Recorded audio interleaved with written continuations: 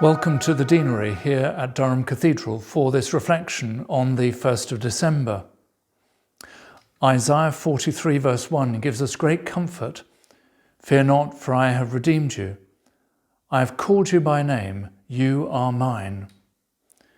Putting a name to something or to someone is always a significant occasion or carries with it a particular association. Famously, when Samantha and David Cameron's third child, Florence, was born prematurely and was rushed into hospital while they were on holiday, they chose the middle name Endelion for her to recognise the care they'd received in that Cornish town. For many people, the naming of a child can be about keeping an association with a grandparent or a loved one, or simply when the child arrives, it becomes obvious that they're a Noah and not a Lucas. Growing up, my own parents decided against middle names for me and my siblings, so I'm just plain Andrew. And names can carry such heavy freight, loaded with expectation or association.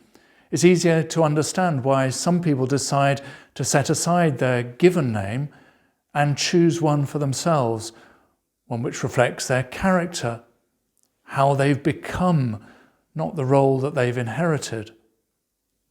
But whatever our name, whether we like it or not, whether we can properly inhabit it or not, perhaps the most important thing is not the name itself, but the fact that others know us by that name. And so we believe that we are known, we're recognised, we're acknowledged, our existence is real. We've probably all been scarred by the experience of someone blanking us. For me, it was a head teacher who, after I'd been at the school for 7 years, still hadn't a clue who I was.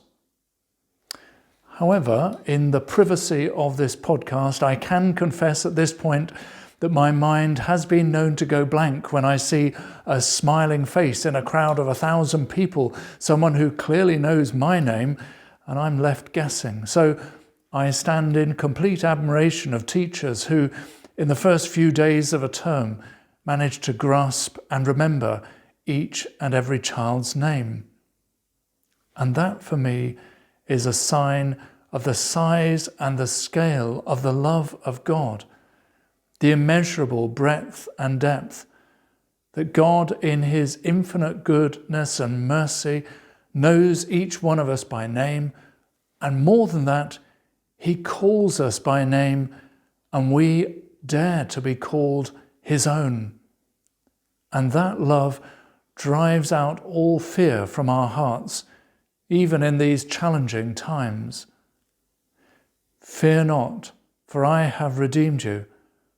I have called you by name. You are mine.